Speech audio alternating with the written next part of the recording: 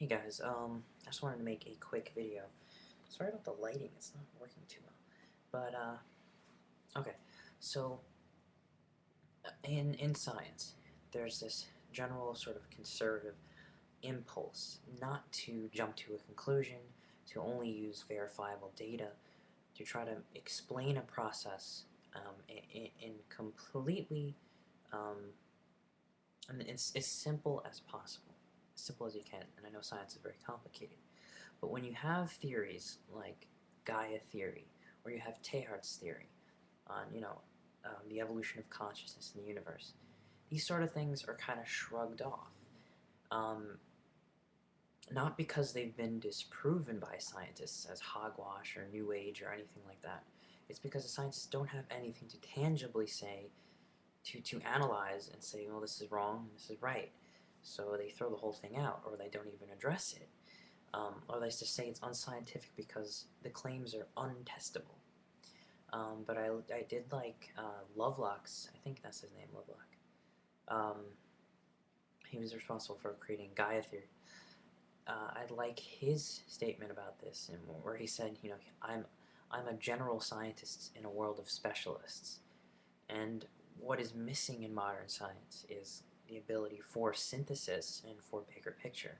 And to be honest, of course, it's missing because it's a difficult thing to do. It's a difficult thing to have a synthesis, and that's why it's so rare in science. Um, so it's not to blame science as much as it's to say, maybe to put in Teilhard's terms, science hasn't matured as much as he had hoped it would by this point, or um, perhaps not, because it's just unable to take quantifiable evidence for claims like, Gaia theory, claims that Earth is a superorganism, claims that life had a general direction since the very beginning, and that is towards consciousness.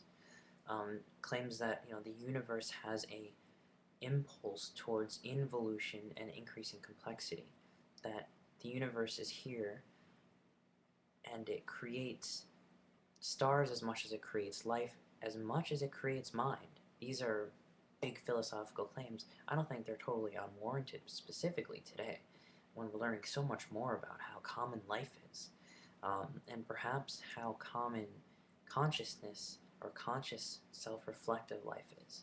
That'll be an interesting thing. Um, that's just my general idea.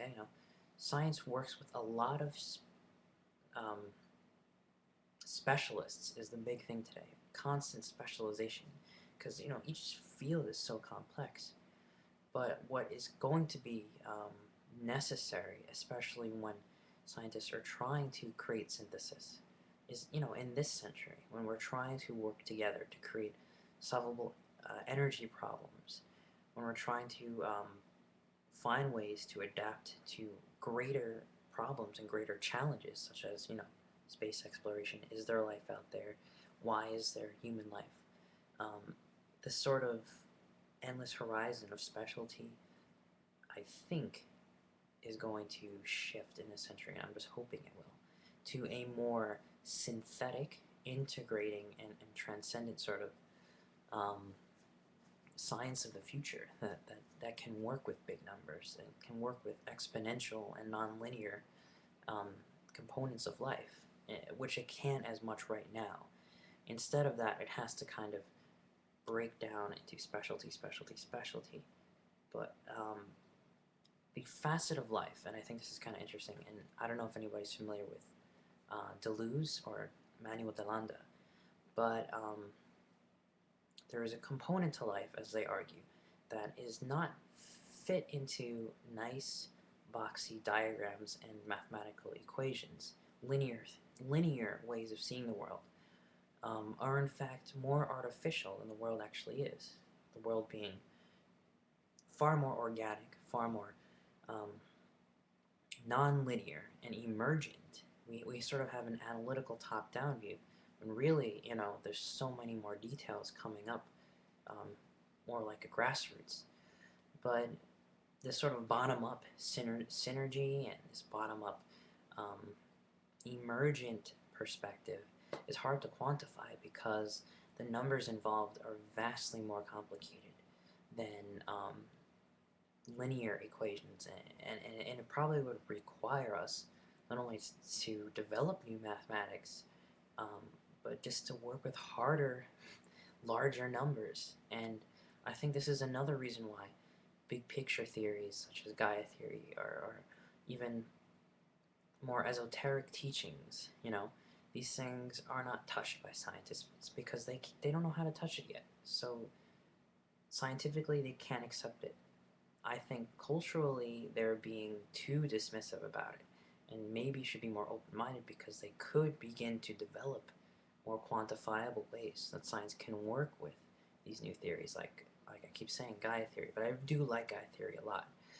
Um, so yeah, that's sort of the missing element in science these days is the ability to be comfortable with the exponential, be comfortable with the multiplicative. Um, it's not 5 plus 5, it's suddenly 5 times 5, I mean, that's the big difference. It's just a giant jump. And it also is going to require a giant jump in perspective and hopefully scientists who are willing to begin to work with it. Because I think, this is just, jumping the gun here, the more scientists work with big numbers, nonlinear equations, the more they're going to be able to make sense of life, of consciousness, of grand theories of things, and sort of connect the dots to sort of see how consciousness may very well be part of nature. It may very well be what a lot of these philosophers in the early 20th century were saying about reality. There's Whitehead's process philosophy. There's Teilhard's creative evolution, spiritual evolution. There's Aurobindo's, very similar sort of description. And then, of course, there's Deleuze and Delanda who already plowed through this philosophically, and there's a philosophical, firm grounding to work with and explore. But scientifically, there's no synergy yet. Now, whether or not this will eventually happen, I'm pretty sure it will, because the internet is also an example of these older predictions on how things are going to come together. How consciousness and complexity tend to continue to create newer and more involuted levels and layers of interconnection. Now I'm going with what Teilhard said, but anyway, yeah, let me know what you think. Exponential and multiplicative nonlinear science. Sounds big, but hey, and a necessity for science to begin to sort of see the space between the dots, see the emergent quality of the universe, because that can be very illuminating, and I think deeply challenging, and a great way for science to go about attempting to solve the world's problems. Anyway, thanks for listening.